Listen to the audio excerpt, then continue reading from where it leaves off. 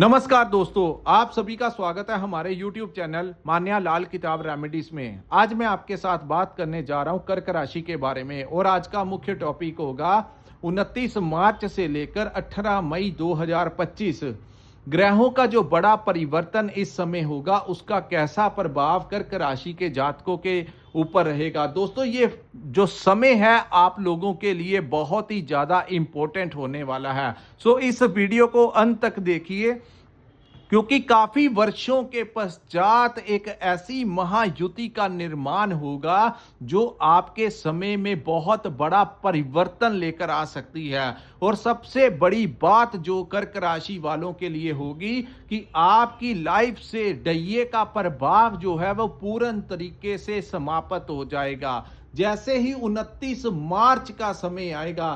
दोस्तों, आपने देखा होगा पिछले 22 वर्षों में आप लोगों ने काफी ज्यादा संघर्ष का सामना किया। कुछ लोगों को हेल्थ को लेकर समस्याएं आई, कुछ लोगों का चलता हुआ व्यापार खराब हो गया या बदलना पड़ा, या कहीं पर आपने इन्वेस्ट किया तो आपके पैसे वहां पर फंस गए या डूब गए, या कुछ लोगों को अपनी नौकरी को बार बार चेंज करना पड़ा। तो इरिटेशन जो थी आप लोगों को बहुत ज्यादा कुछ लोगों को हुई। और दूसरी तरफ कुछ लोगों की मैरिड लाइफ में भी डिस्टरबेंस आई, क्योंकि आपके सप्तम भाव के स्वामी जो आपकी मैरिड लाइफ के स्वामी थे वो आपके अष्टम भाव में चल रहे थे। हालांकि कर्क राशि जो है वो पुष्य नक्षत्र की राशि होती है। ज्यादातर जो लोग हैं वो पुष्य नक्षत्र में आते हैं।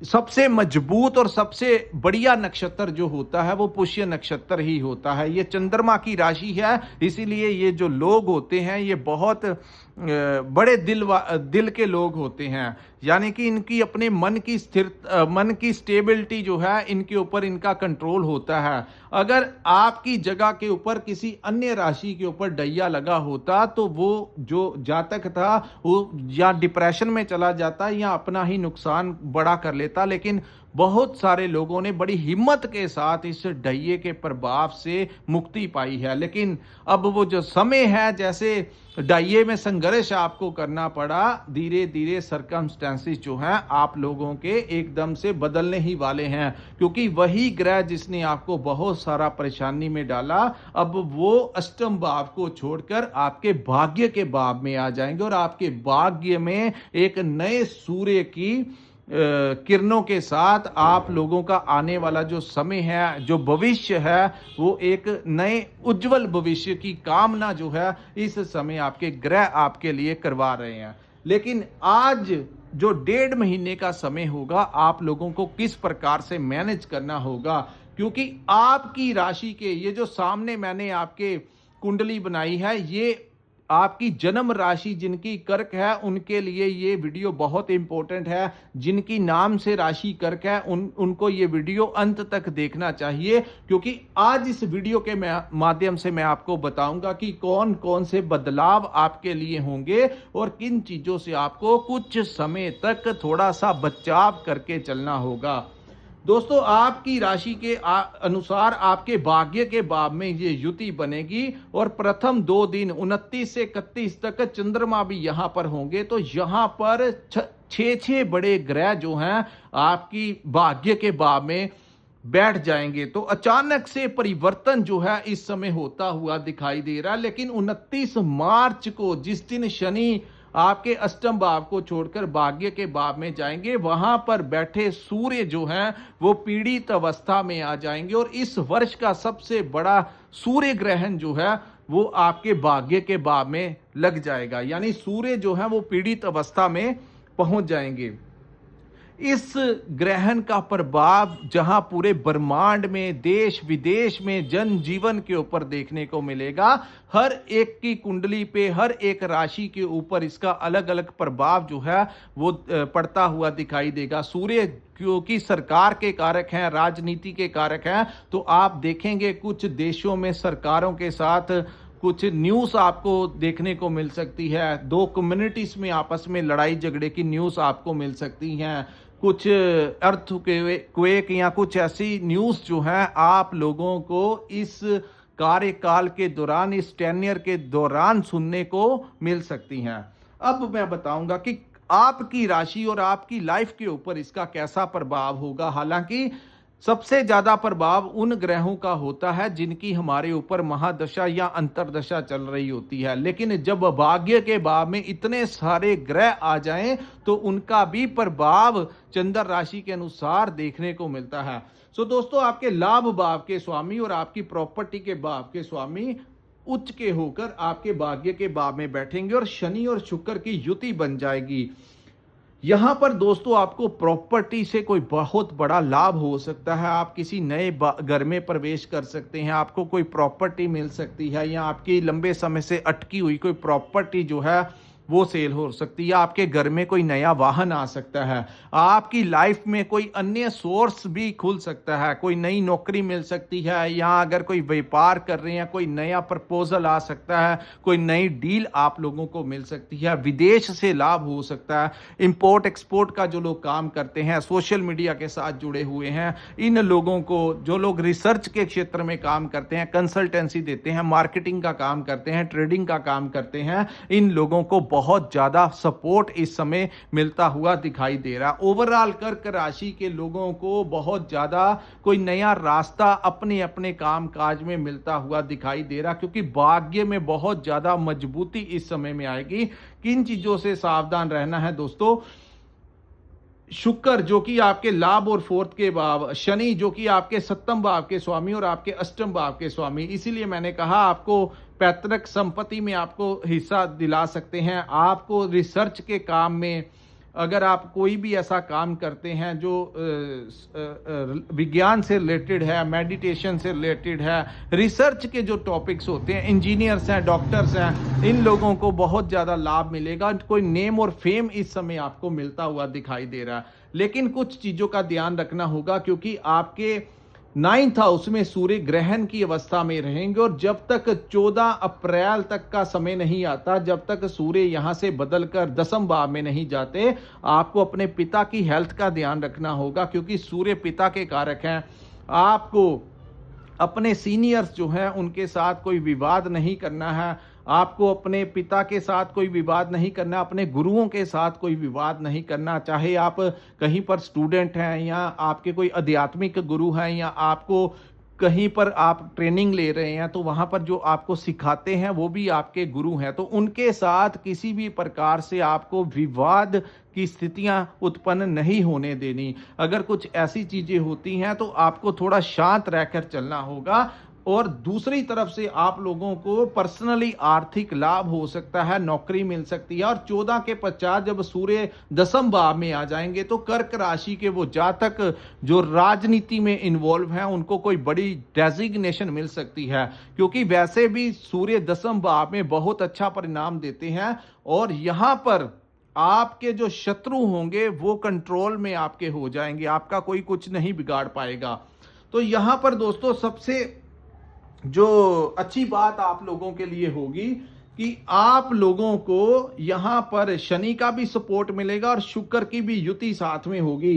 तो जब आपको ये मैं बता देना चाहता हूं कि जितने भी बड़े बड़े लोग हैं दुनिया में जो पॉलिटिक्स में हैं या बड़े बड़े बिजनेसमैन हैं, तो उनकी कुंडली में शुक्र और शनि की युति बन जाती है, तो इंसान को कहीं का कहीं ले जाती है।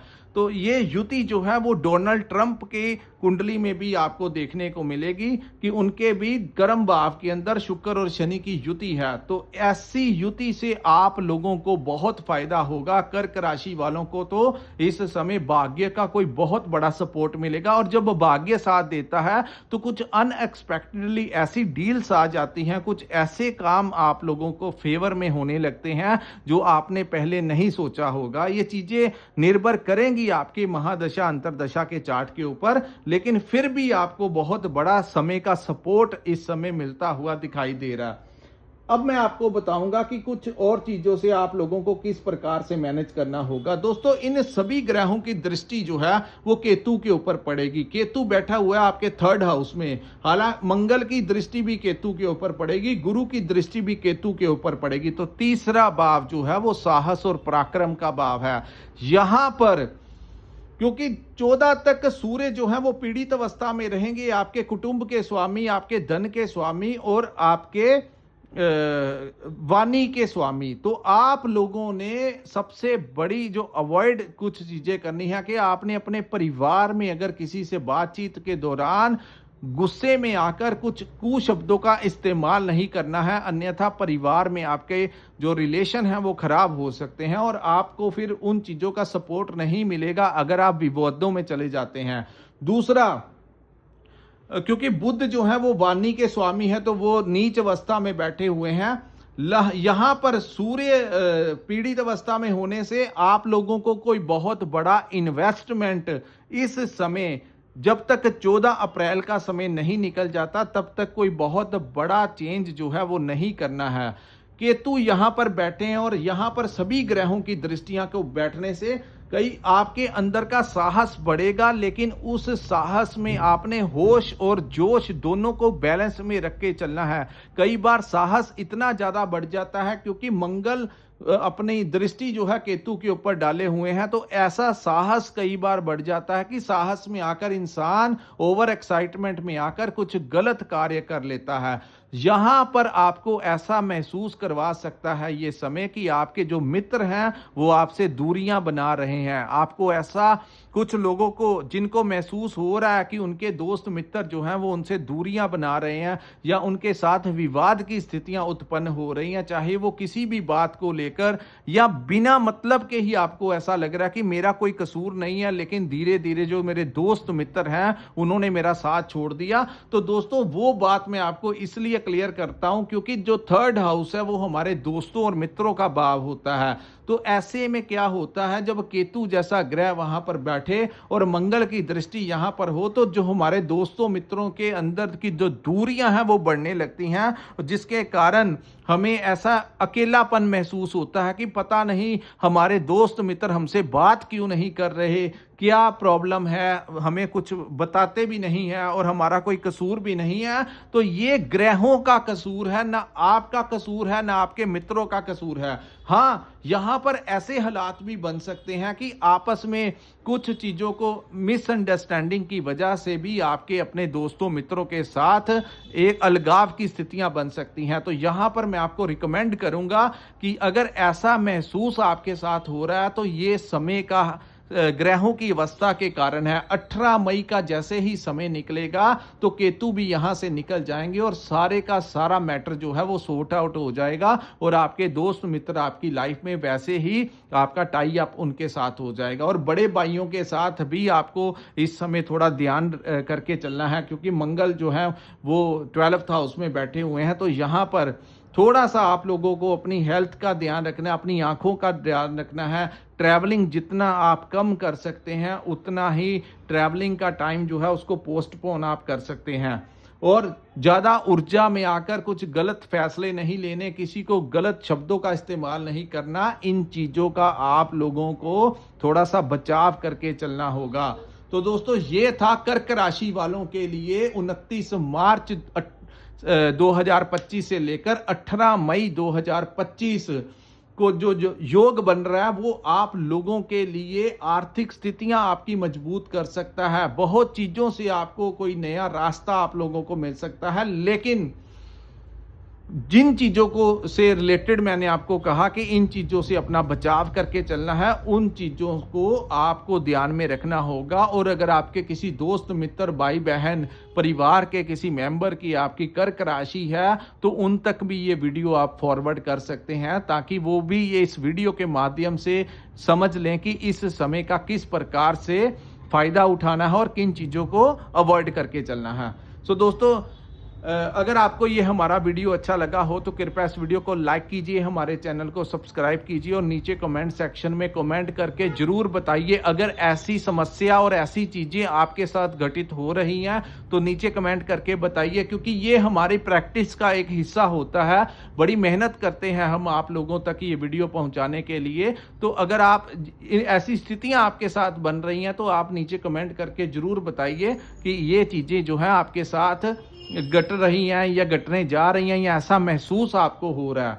सो दोस्तों, जिन्होंने अपनी जन्म कुंडली का विश्लेषण करवाना होगा, स्क्रीन के ऊपर जो नंबर दिया है वहां पर आप हमारे साथ संपर्क करके अपनी कुंडली का पूर्ण विश्लेषण करवा सकते हैं। इसी के साथ इस वीडियो को मैं विराम लगाता हूं। नमस्कार, जय माता दी।